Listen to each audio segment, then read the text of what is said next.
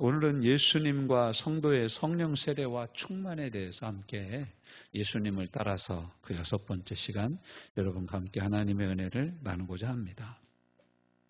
성령으로 잉태되시고 또 성령으로 우리가 거듭난 주님과 우리 성도는 일상을 경건하게 살다가 물 세례 후 성령의 세례를 받습니다. 이제 예수님이 30년 동안 성령으로 잉태되시고 자라시면서 지혜와 키가 크고 사람과 하나님 사이 사람에게 사랑스러워 가셨는데 예수님이 30년간 준비를 하시고 세례 요한에게 물 세례를 받고 딱 올라오실 때 성령의 세례가 임해서 성령이 임하셔서 예수님 그때부터 공생애를 시작하십니다. 그 누가복음이 참 고마운 게 뭐냐면 예수님이 나이가 33세 돌아가셨다. 이걸 우리가 어떻게 하냐면 바로 오늘 우리가 읽은 3장 23절 말씀을 누가가 기록해놨기 때문에 알아요. 그때에 예수님의 나이가 한 30살쯤 되었더라. 이렇게 기록하고 있는 거예요. 예수님이 30살 되실 때부터 이제 본격적인 예수님의 사역이 시작이 된 겁니다. 본격적으로 시작이 된 거예요. 그래서 이제 우리가 긴 이 사역으로 보면은 예수님이 30년간 준비하시고 물 세례를 받으셨어요. 물 세례를 받은 건 공개적인 신앙 고백입니다. 공동체 앞에서. 오늘날도 그렇게 되죠. 그리고 이제 그 다음에 성령이 임재하셔서 예수 그리스도의 사역이 본격적으로 시작되기 시작해요. 그러니까 예수님은 30살 때까지 아무 일도 안 하신 게 아니라 실은 준비하신 거예요. 몇 년 사역을 하시려고 준비하셨냐? 이 세상에 사시면서 3년 사역을 하시려고 실은 30년을 준비하신 거예요. 그러니까 제자들의 사역은 또 반대죠. 예수님과 함께 3년 동안 돌아다녔는데 그 당시 예수님의 제자들은 성령이 그 안에 계시질 않았어요. 여러분 이걸 잘 아셔야 돼. 예수님의 제자들은 성령이 그 안에 계시질 않았어요.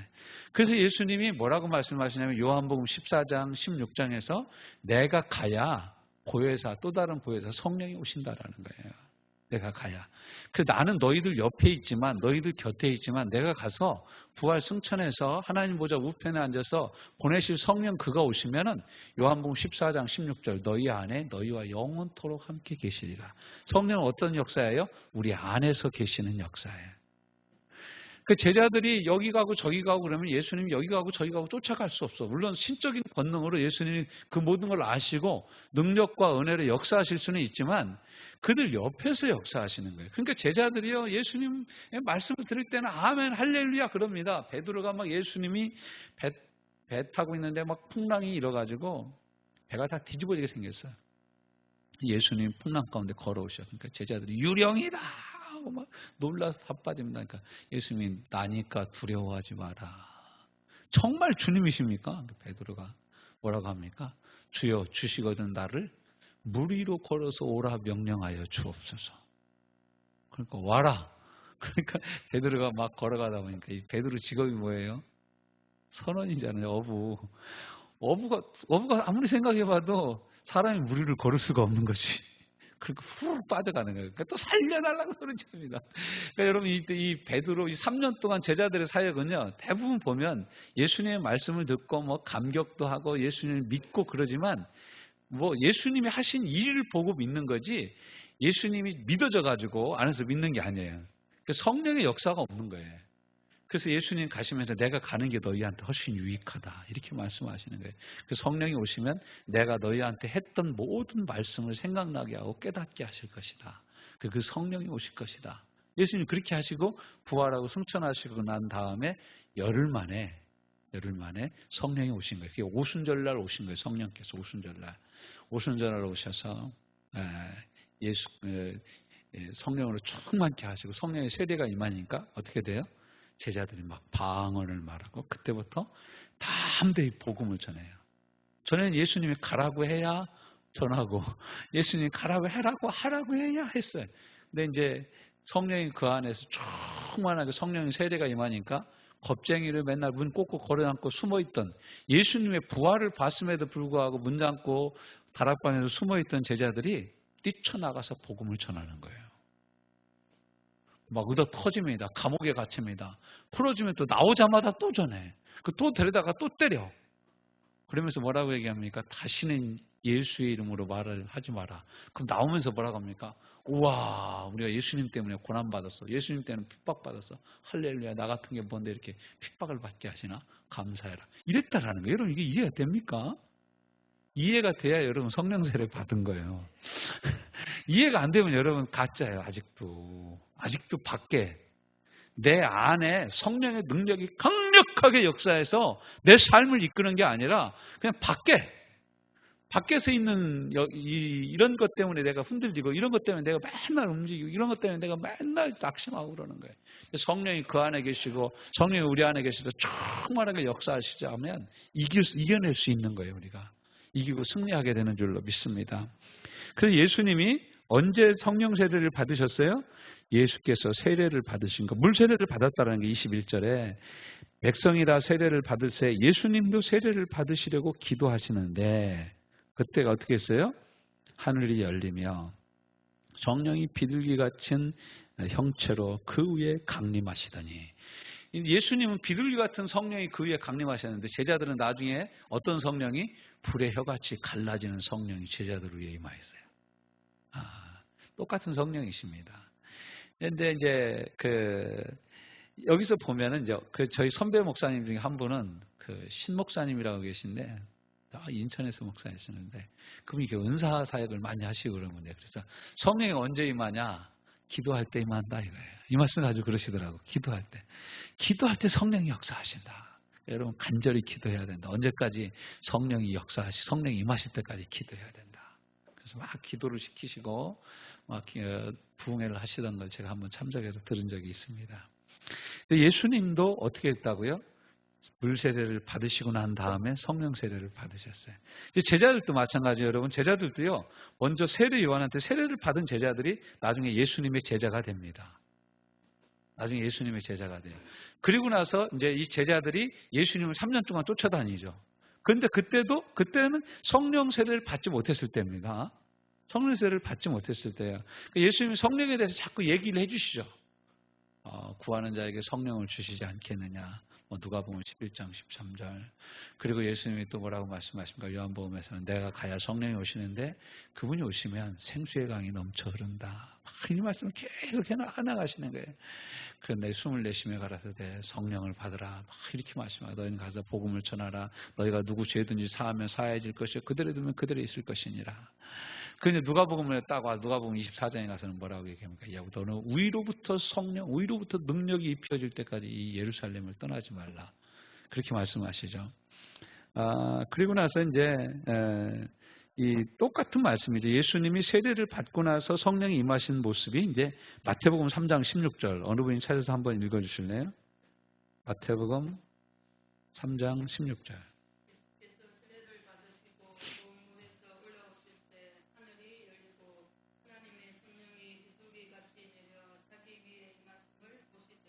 아멘.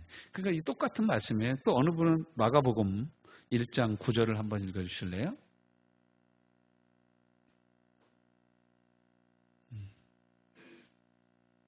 우리 남자분이 한번 읽어줘 보세요. 저 빼고 남자.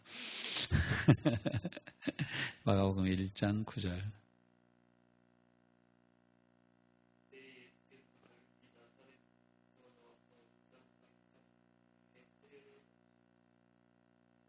그 다음 절도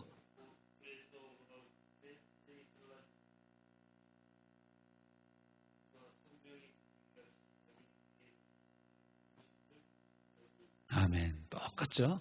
이 똑같은 말씀이 계속 기록되어 있는 거예요. 그러니까 이 마태, 마가, 누가복음이 똑같은 내용으로 증거를 하고 있는 거예요. 삼중적인 증거죠. 그러니까 세례 요한이 성령의 세례가 언제 임하냐? 이것 가지고 말이 참 많습니다. 제가 이따 이제 나중에 한 군데 더 이걸 이제 쟁점으로 이렇게 표현된 부분을 이제 말씀을 드릴 텐데. 자, 그럼 이제 그렇게 제자를 봤는데 제자들은 그럼 어떻게 성령 충만을 받았냐? 제자들. 거기 이제 누가복음 24장 49절 제가 노란 블록으로 쳐놨죠? 볼지어다 거기. 시작. 볼지어다 내가 내 아버지께서 약속하신 것을 너희에게 보내리니 너희는 위로부터 능력이 입혀질 때까지 이 성에 머물라 하시니라. 그럼 이 약속하신 그것이 무엇이냐? 사도행전 1장 4절 시작. 사도와 함께 모이사 그들에게 분부하여 이르시되 예루살렘을 떠나지 말고 내게서 들은 바 아버지께서 약속하신 것을 기다리라. 그게 뭐예요? 5절. 요한은 물로 세례를 베풀었거니와 너희는 몇 날이 못되어 뭘로? 성령으로 세례를 받으리라. 그러니까 제자들에게 분명하게 얘기했어요. 너희는 요한은 물로 세례를 베풀었는데 하나님께서 몇 날 후에는 이제 성령으로 너희에게 세례를 베풀 거다. 왜요? 이제는 예수님이 하나님께로 가니까 성령, 보혜사 성령을 예수님이 보내주신 거예요. 이 땅에 보내주셔서 그분이 우리가 영원토록 함께 거하시도록 하시는 거예요. 이게 바로 성령 세례의 시작입니다. 자, 그리고 나서 이제 사도행전 1장 8절은 우리가 다 아는 말씀이죠. 같이 읽어볼까요?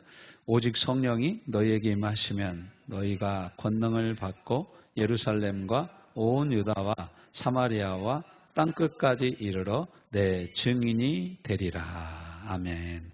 그리고 2장으로 넘어가 봅시다. 사도행전 2장. 우리가 참 익히 잘 알고 늘 읽고 사모하는 말씀이죠. 2장 1절부터 한번 쭉 읽어봅시다. 1절부터 4절까지만 시작.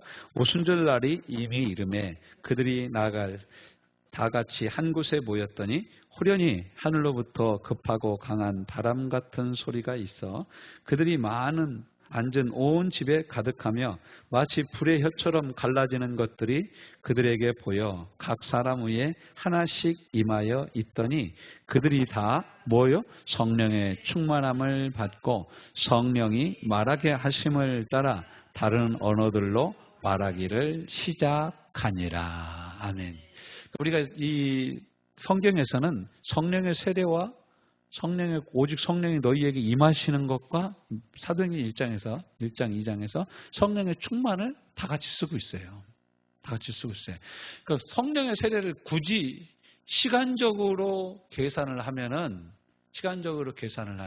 성령 충만의 첫 번째 체험이 성령 세례입니다. 여러분, 세례라는 뜻이 무엇입니까? 원래 물세례라고 그러면 우리는 이제 이런 조그마한 그릇에다가 물을 떠서 목사님이 세례를 줄 때 내가 성부와 성자와 성령의 이름으로 세례를 주노라. 하인에게 세례를 주노라. 이러잖아요. 이게 이제 물세례를 주는 거예요. 근데 진짜 세례는 뭐냐면 물에다 폭 담그는 거예요. 그래서 밥티즘이 맞습니다. 밥티즘이 침례. 본래 침례를 줬어요. 그러니까 이제 어느 신학자든지 신학적인 논쟁을 많이 하는데 꼭 침례교회 목사님들은 세례 요한이라고 안 하고 꼭 침례 요한이라고 그래요. 침례 요한. 그걸 그렇게 강조하고 싶으신가 봐. 아무튼 그런데 그래서 이제 그러니까 어느 분이 하도 침례 얘기를 하니까 한 분이 있다가 손을 들더니 목사님 사도행전 2장에 보면은 3,000명이 회개하고 세례를 받았다고 하는데 그럼 3,000명 다 그날 물에 담궜습니까? 그 여러분 생각 어떻게 했을 것 같아요? 3,000명 어떻게 침례가? 다 3,000명 요단강으로 데리고 가? 어디 그 3,000명 들어갈 셈이 있어요? 뭐가 있어? 그래서 어느 분이 이렇게 돼요. 아마 호수로 물 뿌리듯이 뿌렸을 거다. 아니 바켓으로 갖고 뿌리든지. 그래서 이게 여러분 이게 침례냐 세례냐 이건 그렇게 중요하지 않습니다. 아니 물 없는 사막에서는 어떻게 세례를 줘? 물 조금 갖다가 이렇게 뿌리는 수밖에 없죠. 그거 큰 물을 부으면서 사막에서 그렇게 줄 수가 없지 않습니까? 그게 중요한 게 아니라 세례의 의미가 중요한 거예요. 세례의 의미는 뭡니까? 세례의 의미는 나는 죽고 이제 내가 예수님을 확실히 나의 구주로 영접했다라는 표시예요. 그러니까 여러분 우리가 성령 세례를 받기 전에 예수님 믿을 수 있어요, 없어요? 있어요. 교회 다닐 수 있어요, 없어요? 있어요. 그런데 현찮아 신앙생활 하는 게 11조도 안 하고 감사한 겁니다면 입이 대빨 나오고 그냥 건축원금 해야 된다고 어떻게 하면 우리 교회를 안 나갔으면 좋을까 별의별 생각을 다 하는 거예요. 11조 하라 그랬더니 세상에 교회 성가대 지휘자가 그 다음 주부터 안 나온다. 그런 사람들도 있어요. 참. 저는 확신합니다. 그런 사람은 성령 세례 받은 적이 없는 거예요. 성령 세례 받고 성령 충만함을 받은 사람은요, 그렇게 살 수가 없어요. 그래서 살 수가 없는 거예요. 그래서 이게 분명한 거거든요. 그래서 성령 세례 받은 다음부터 제자들의 삶이 180도 바뀝니다. 이 사도행전 2장을 기점으로 세례 베드로가 어떻게 이렇게 명설교를 할 수가 있습니까? 나와가지고 막 성경 구절 인용하면서 담대히 자기보다 훨씬 많이 배운 서기관 바리새인들 랍비들 쫙 깔려 있는데 앞에서 담대히 막 복음을 전하잖아요. 형제들아, 지금 때가 몇 시인데 낮술에 취했다고 하느냐? 성경에 이르시기를 요엘서 말씀에 이르기를 그럼 요엘서 말씀 인용해가지고 하면서 뭐라고 합니까? 너희가 십자가에 못 박혀 죽인 예수 그리스도가 부활하셨고 승천하셔서 그분이 약속한 바 성령을 보내주시겠다고 약속을 하셨다. 그래서 우리가 그 성령을 받아가지고 지금 난고방언으로 막 말하고 하나님께 영광을 돌리는 것이다. 그러니까 사랑하는 형제들아, 형제들이 잘 몰라서 그렇게 예수를 십자가에 못 박았는 줄 내가 안다. 그러니까 형제들이요, 너희도 각각 회개하고 예수 그리스도의 이름을 믿고 세례를 받으면 하나님께서 성령을 너희에게 주실 것이다. 사도행전 2장 38절이죠. 같이 읽어볼까요? 시작. 베드로가 이르되 너희가 회개하여 각각 예수 그리스도의 이름으로 뭘 받고? 세례를 받고 죄사함을 받으라. 그렇게 되면 뭐 한다고요? 그렇게 돼야 성령을 선물로 받는 거예요. 그렇게 돼야 성령을 선물로 받는 거예요. 성령은 거룩한 영입니다. 우리 몸을 성전 삼아 계시는 거예요. 그런데 우리 몸과 마음이 예수의 피로 씻기지 않으면 우리 가운데 거하실 수가 없는 거예요. 그러니까 예수 없는 성령 충만이 있을 수가 없습니다. 그건 악령 충만한 거예요. 그건 귀신 들린 거지 성령 충만한 게 아닌 거예요. 성령 충만한 사람이 예수 얘기 안 하고 이상한 얘기하고 꿈만 얘기하고 이렇다면 그 사람은 의심해 봐야 됩니다. 의심해 봐야 돼요. 자, 세례 후 예수님 승천하신 연후에 제자들도 뭘 받아요? 성령을 받아요. 시기와 표적으로서의 은사에 대한 쟁점. 이거 제가 써놨죠. 자, 사도행전 19장 2절. 거기 제가 적어놨죠. 밑에서 보면 사도행전 19장 2절 인용되어 있죠. 같이 읽어봅시다. 시작. 이르되 너희가 믿을 때에 성령을 받았느냐? 이르되 아니라 우리는 성령이 계심을 듣지도 못하였노라. 이게 에베소 교인들이거든요. 에베소 교인들한테 에베소 교인들이 이제 예수님을 믿는데 성령을 받지 못하고 예수님을 믿고 있는 거예요. 바울이 와서 딱 보니까 현찮아 신앙생활을 하는 게. 그래서 물어보는 거예요. 너희들 성령 받았냐? 뭐라 그래요? 성령이 계시다는 걸 일단 우리는 듣지도 못했다. 그래? 그 예수님을 믿고 너희들 믿었냐? 믿고 나면 예수님이 성령을 선물로 보내주신다고 약속하셨다. 또 다른 성령을 보내주신다고 약속하셨다. 이 말씀을 믿냐? 믿고 믿음으로 받아들이면 성령이 너희에게 임하신다. 믿습니다. 아멘. 믿고 나도 우리도 당신들처럼 이렇게 신앙생활을 하고 싶습니다. 그래서 바울이 안수하니까 그들이 성령으로 세례를 받는 거예요. 할렐루야. 그럼 여러분 뭐가 먼저예요? 확실히 예수님을 믿는 게 먼저고 그 다음에 성령 세례가 임하는 거예요. 그런데 이게 어떤 사람에게는 거의 동시다발적으로 역사할 때가 있습니다. 그러니까 부흥회 때 참석했어요, 이 사람이. 부흥회 때 참석해서 부흥회 하는데 부흥강사 목사님이 막 말씀을 전할 때 예수님을 믿을 사람 앞으로 나오시오. 그래서 앞으로 나왔어. 다 따라서 예수님 막 영접하는 기도했어. 어머와. 그런데 막 회개의 은혜가 강력하게 임하면서 그 사람이 예수님 믿자마자 성령 세례 받는 사람들도 있어요. 거의 동시다발적으로 받게 되는 거예요. 자, 그런데 이제 우리가 사도행전 고린도전서 12장 13절 말씀을 봅시다. 고린도전서 12장 13절 그 밑에 써 있죠. 사도행전 19장 2절 밑에 제가 인용 구절로 적어놨죠. 같이 봅시다. 읽어봅시다. 시작. 우리가 유대인이나 헬라인이나 종이나 자유인이나 다 한 성령으로 뭘 받아요? 세례를 받아 한 몸이 되었고 또 다 한 성령으로 마시게 하셨느니라. 많은 사람들이 이 말씀을 가지고 뭐라고 얘기하냐면 믿는 순간 성령 세례 받은 것이다 이렇게 얘기를 하는 거예요. 절대 아닙니다. 믿는 순간 성령 세례를 받아야 되면 어떻게 돼야 맞습니까? 예수님 믿는 제자들도 예수님 믿자마자 예수님 만나자마자 뭘 받았어야 돼요? 성령을 받았어야 마찬가지 맞죠. 근데 예수님 뭐라고 말씀하십니까? 내가 가야 성령이 오신다고 그러잖아요. 성경 그대로 됐고 또 사도행전에서도 예수님을 믿는 사람이 성령을 받는 게 아니에요. 예수님을 믿고 나서도 성령 세례는 또 다른 하나님의 은혜인 거예요. 근데 이건 이제 장로교에서는 뭐라고 얘기냐면 예수님을 믿자마자 믿는 것 자체가 성령 세례라 이거예요. 그건 제가 보기에는 이 사람들이 성령 세례의 의미를 잘못 사용하고 있는 거예요.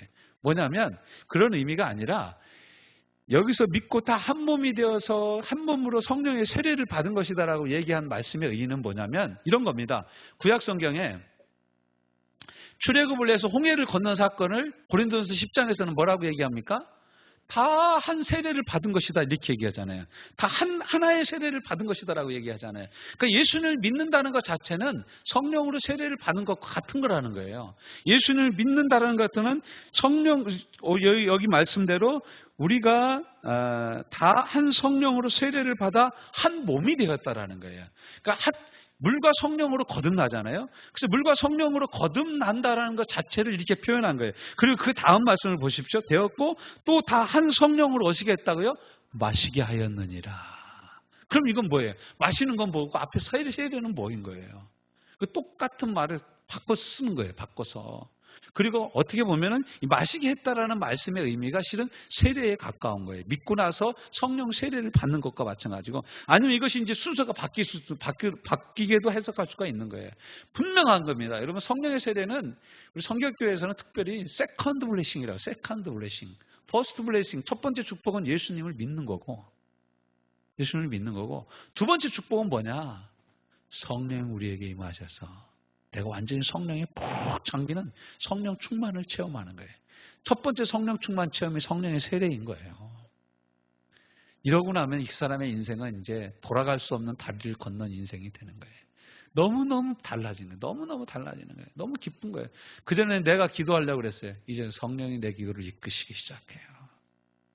저는 내 힘으로 내가 신앙생활을 하려고 그랬어요. 아니야, 이제 성령께서 내 기도와 내 신앙을 이끄시는 거예요. 성경 말씀은 내가 전에는 억지로 읽고 억지로 묵상하고 억지로 뭔가 해보려고 그랬어요. 근데 그렇지 않아요. 성령으로 충만하면 저절로 성경 읽고 싶어져요. 저절로 말씀 암송하고 싶어져요. 저절로 하나님의 말씀을 공부하고 싶은 거예요. 저절로 예배에 참석하고 싶은 거예요. 예배를 사모하게 되는 거예요. 예? 예배를 사모하게 되는 거예요. 자, 그러면 우리는 어떻게 해야 되냐? 2번, 지속적으로 성령 충만을 받아야 된다. 예수님도 어떻게 받았어요? 지속적인 성령 충만을 받으셨다. 그 옆에 나와 있죠. 요한복음 3장 34절. 두 번째 단락에 나오죠. 두 번째 별표. 시작. 하나님이 보내신 이는 하나님의 말씀을 하나니 이는 하나님이 성령을 어떻게? 한량없이 주심이라.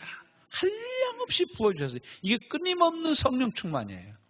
굴곡 없는 성령 충만이. 저와 여러분이 이 성령으로 충만해야 될 줄로 믿습니다. 이런 모습으로 충만해야 돼요. 또 사도행전 10장 38절은 또 뭐라고 말씀하십니까? 그 아랫단 세 번째 단락 시작. 하나님이 나사렛 예수에게 성령과 능력을 어떻게 하셨으며 기름 붓듯 하셨으며 그가 두루 다니시며 선한 일을 행하시고 마귀에게 눌린 모든 사람을 고치셨으니 이는 하나님이 함께 하셨음이니라. 아멘. 하나님 함께 계셨어요.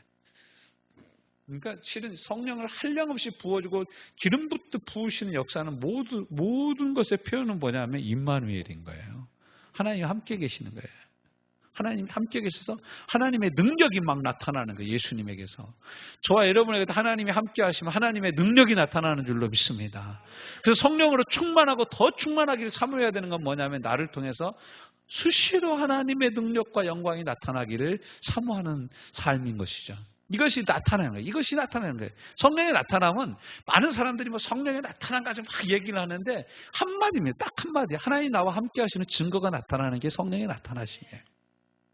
이게 은사로 나타나고 열매로 드러나고 사랑으로 나타나고 희락과 화평하는 삶으로 이렇게 나타나는 거예요.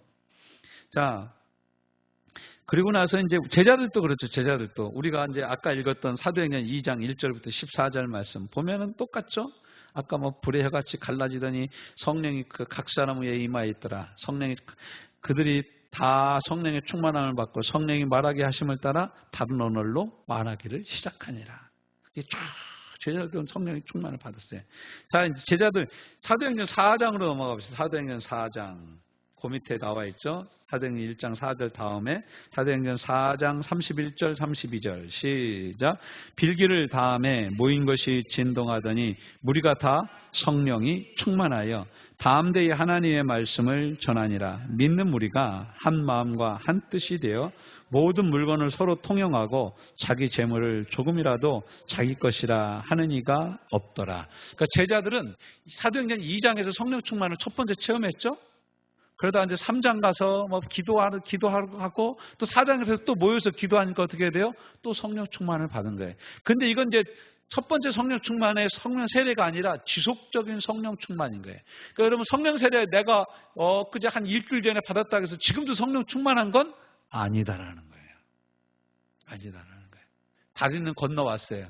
돌아갈 다리는 없어. 이제 저 땅으로 다시 돌아갈 수는 없어. 이 땅에서 살아야 돼. 이 땅에서 살려면 어떻게 해야 돼요? 또 기도해서 성령 충만을 지속적으로 받아야 된다라는 거예요. 받아야 된다라는 거예요. 자, 그럼 우리는 어떻게 살아야 되냐? 3번으로 넘어가는 큰 3번. 1번 같이 읽습니다. 시작. 분명한 삶의 전환점으로서의 성령 세례를 받으라. 내 삶이 분명하게 변화됐냐 이거예요. 내가 예수 믿고 나의 삶이 분명히 변화된 그 포인트가 있냐 이거예요. 터닝 포인트가. 전환점이 있냐 이거예요. 성령 세례 받은 사람이 이게 분명합니다. 나 언제 그때 은혜 받아서 그때부터 그 뒤로 내가 삶이 완전히 달라졌다. 이게 분명히 있는 거예요. 없는 분들은 은혜를 구하십시오. 큰 은혜. 성령 세례는 약속되신 거예요. 약속된 성령 세례예요. 하나님의 영으로 충만케 되는 체험인 거예요. 네. 제자들의 삶이 마태복음 28장 16절 17절 이게 비포라고 제가 써놨죠. 그러니까 예수님의 이 성령이 오시기 전에요. 뭐라고 써 있습니까? 16절 17절에 보면 마태복음 거기 안 나와 있죠. 어느 분이 찾은 분이 한번 읽어줘 보실래요?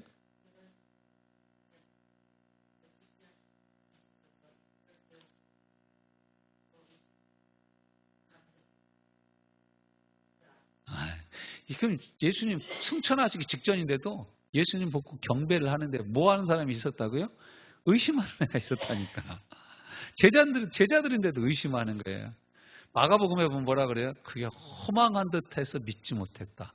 너무 기가 막혀서 못 믿었다. 그러잖아요. 제자들이 예수님 부활했는데 너무 기가 막혀서 못 믿는 거예요. 못 믿고 거예요. 요한복음에서는 뭐라 그래요? 다락방 꼭꼭 걸어잠그고 숨어 있었더라. 예수님이 다락방 가운데 오셔서 평안할지어다. 이 샬롬하고 오신 거예요, 예수님이. 그런데 이들이 예수님 성령을 받으니까 어떻게 됐어요? 아까 사도행전 5장 41절에 보니까 거기 써 있죠? 사도행전 5장 40절, 41절. 같이 읽어봅시다. 5장 40절부터 42절. 맨 밑에 단락에 인용 성구의 맨 밑에 단락에 나오죠? 시작. 그들이 옳게 여겨 사도들을 불러들여 채찍질하며 예수의 이름으로 말하는 것을 금하고 놓으니 한 사도들은 그 이름을 위하여 능욕받는 일에 합당한 자로 여기심을 기뻐하면서 공회 앞을 떠나니라. 그들이 날마다 성전에 있든지 집에 있든지 예수는 그리스도라고 가르치기와 전도하기를 그치지 아니하니라. 아멘, 아멘. 그러니까 여러분 이 성령 충만 받아서 지금 전과 이범돼서 나온 거예요, 이 사람들이. 전과 이범돼서. 근데 나오면서도 뭐라 그래? 몽둥이로 맞고 채찍으로 맞았는데 태형을 당했는데도 뭐라 그래요? 야, 나 예수님 때문에 맞아서 너무너무 기뻐. 여러분 셰익스피어가 쓴 로미오와 줄리엣이라는 유명한 희극이 있지 않습니까? 로미오와 줄리엣이 너무너무 서로 사랑했어요. 근데 두 집안은 왼수 집안이야. 그래서 어떻게 하면 결혼을 할까 생각을 하다가 아내 줄리엣이 여자가 내가 약을 먹고 죽은 척을 하고 당신이 나한테 와서 뭐 하다가 로미오가 진짜 죽은 줄 알고 그 옆에서 자결을 하고 그 죽은 또 로미오를 보면서 또 줄리엣도 그냥 죽어요. 그러면서 끝나는 거예요. 이게 참 마음이 아픈 거죠. 정말 마음이 아픈 거예요. 근데 이제 사랑하면 이렇게 되는 거예요.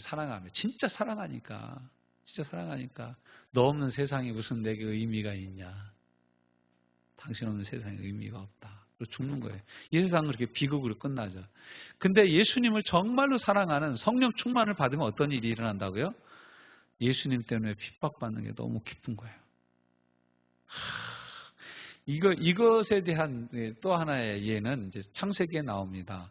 야곱이 장가를 갔어요. 아침에 눈 떠보니까 자기가 원하고 사모했던 아가씨가 아니야. 언니야. 처형이 누워있는 거예요. 엄마야, 이거 웬일입니까? 가서 따지니까 라반 삼촌이 뭐라고요? 우리 동네는 본래 그래. 그런 거예요, 우리 동네는. 우리 동네는 언니가 항상 먼저 시집 가야 돼. 그러면 나의 동생을 위해서 어떻게 해야 됩니까? 7년 더 일해. 무료 봉사 14년. 그러고 나서 그 이튿날 라헬을 주었는데, 봉사를 7년 더 했는데, 수일같이 했다고 그래. 며칠 지나는 것처럼 봉사를 했다는 거예요. 왜? 사랑하니까. 이 정도는 사랑을 해야 진짜 사랑이죠. 근데 이 성령이 임하시면 로마서 5장 5절 말씀에 보면 하나님의 사랑이 우리 마음 가운데 부어진다라는 거예요. 예수님의 사랑이 우리 마음 가운데 부어진다라는 거예요. 그러면 뭐라고 합니까? 하나님의 사랑이 나를 강권하시는도다. 살아도 내가 주를 위하여 살고 내가 죽어도 주를 위하여 죽나니. 이런 말이 나오는 거예요. 내 생명을 조금도 아끼지 않냐더라. 사람들은 나보고 내가 예루살렘에 올라가면 다 결박이 나를 기다리고 나를 죽는다고 그러지만 나는 주 예수께 받은 사명을 다 완수하기까지 내 생명을 조금도 아끼지 아니하노라. 이야, 이런 고백이 막 나오는 거예요. 진짜 대단한 고백이 나오는 거죠. 사도들이 이렇게 했다라는 거예요. 3번에 2번. 성장과 성숙한 사역과 삶을 위해서 성령 충만을 우리는 유지해야 합니다. 여러분, 나무의 수분이 어떤 때는 공급됐다가 안 됐다. 공급됐다가 안 됐다 하면 어떻게 돼요? 나무가 바짝 말라서 열매도 쬐끔만해지는 거예요. 그 큰 열매를 바라면, 사과나무가 커지길 바라면 사과나무 밑에다 거름을 듬뿍 줘야 되는 거예요. 사과나무가 잘 클 수 있도록 벌레도 잡아줘야 되고, 또 사과나무 파먹지 못하도록 농약도 자주 쳐줘야 되는 거예요. 진짜요. 여기 과수원들이 배밭이 이제 많이 없어졌지만 아직도 배나무 과수원이 있잖아요. 제가요, 무경실에 가만히 앉아 있으면 막 숨이 턱턱 막힐 때가 있어요. 농약을 치면 농약이 얼마나 독한지 몰라요. 그러니까 여러분 그런 줄 알고 사과나 배나 드시기 바랍니다. 되도록 그냥 팍팍 깎아서 드세요. 두툼하게. 아니면 진짜 수세미로 팍팍 닦아가지고 깨끗하게 해서 이 농약이 안 되도록 먹어야 돼요. 근데 이 열매를 맺으려면 어떻게 해야 되냐? 성령의 열매를 맺으려면 성령 충만히 계속 유지가 돼야 아름다운 열매를 맺는 거예요. 제가 요 위에 이제 그 다이스 사장님이 계시잖아요. 그분이 가을이 되면 자기네 마당에 사과 따다가 몇 개 줘요. 목사님 드셔보시라고. 그거 보면은 사과가 되게 색깔은 이뻐. 근데 먹으면 맛은 별로 없어. 근데 그 색깔이 그렇게 좋게 나오게 하기 위해서 제가 그분이 얼마나 수고하는지를 오르락 내리락 하면서 매번 보는 거예요. 스프링쿨러 해가지고 맨날 가뭄 있으면 물 돌리고요. 피식피식 고르게 맨날 그러고 맨날 농약 주고 얼마나 지극정성을 다하는지 몰라요. 그래 가을이 되고 그러면 자기 친구들 불러가지고 여기 밑에서 이제 그 캠핑식으로 이게 잔치를 하는 거예요. 모아가지고.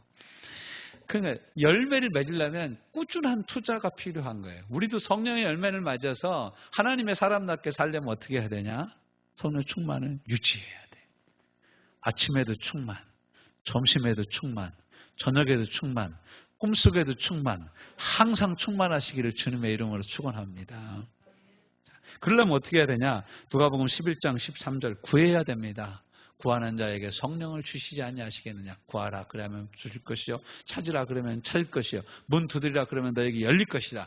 너희가 악할지라도 자녀들에게 좋은 것으로 줄 줄 알거든. 하물며 하나님께서 구하는 자에게 좋은 것으로 주시지 않겠느냐 이러잖아요. 그런데 좋은 것으로 주시지 않겠느냐는 마태복음 7장 11절입니다. 근데 누가복음 11장 13절은 뭐예요?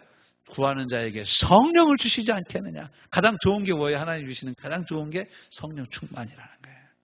성령 충만하면 근심이 떠나갑니다. 성령 충만하면 병이 떠나갑니다. 성령 충만하면 가난이 떠나갑니다. 성령 충만하면 저주가 떠나갑니다. 성령 충만이 여러분 기름 붓듯하신다고 얘기하잖아요. 사도행전 10장 38절에 기름이 부어지면요 멍에가 끊어지는 역사가 일어나는 거예요. 우리를 누르고 있는 인생의 멍해가 있어요. 어떤 사람은 질병, 어떤 사람은 왼수 같은 인간관계, 어떤 사람은 여러 가지 저주 같은 이런 삶의 저주와 형편. 여러분 성령 충만 받으면 이 멍해들이 끊어져 버리는 거예요. 할렐루야. 결박이 끊어질 줄로 믿습니다. 하나님이 역사하시는 거예요. 하나님이 역사하시는 거예요. 어떻게 해야 돼요? 데살로니가전서 5장 19절 말씀, 성령을 소멸치 말고 성령의 불을 끄면 안 돼. 성령의 불을 끄면 안 돼. 인도함을 받아 열매를 맞이해야 되는 갈라디아서 5장 16절부터 23절. 성령의 소욕을 쫓아 행하라. 육체의 소욕을 쫓아 행하지 말라. 육체의 소욕은 현재 아니 다툼과 시기와 질투와 음란과 탐심과 음란함과 탐색과 이런 것이라 쭉 들어놓고 뭐라고 합니까? 오직 성령의 열매는 사도행전 갈라디아서 5장 22절. 오직 성령의 열매는 뭐예요? 사랑과 희락과 화평과 자비와 양성과 오래 참음과 충성과 온유와 절제예요. 이 9가지 열매가 쫙 우리 삶에서 맺히는 거예요. 여러분 절제가 안 됩니까? 여러분 성령 충만하지 못하다는 거예요. 화평이 없습니까? 성령 충만하지 못하다는 거예요. 성령의 열매들이라고 얘기하지 않아요. 성경은 fruit, 영어 성경으로는 단수로 쓰여져 있어요. 대표 단수로. 성령의 열매는 딱 하나인데 9가지 맛이 난다라는 거예요. 9가지 맛이 난다라는 거예요. 여러분 맛있는 열매가 저와 여러분 삶에 주렁주렁 맺혀지기는 은혜가 있으시기를 주님의 이름으로 축원합니다. 이 시간 우리가 한번 주 앞에 같이 기도하기를 원합니다. 주여 성령의 충만한 역사를 내게 부어주시옵소서. 이건 우리에게 뭐 하신 거예요? 약속된 거예요. 약속된 거예요. 이 약속됐다라는 말의 의미는 뭐냐면 은행 통장에 내가 돈이 있다라는 거예요. 내가 체크카드로 돈을 쓰면 어떻게 돼요? 돈이 나가는 것 같은 거예요. 이게 약속인 거예요. 이 약속의 말씀을 붙잡고 주님, 제자들에게 약속하신 성령의 충만과 성령의 임하심, 제게도 그대로 임하는 줄로 믿습니다. 이런 은혜를 내게 부어주시옵소서. 함께 기도하는 시간 갖도록 합니다. 하나님 아버지 은혜를 감사하고 찬양합니다.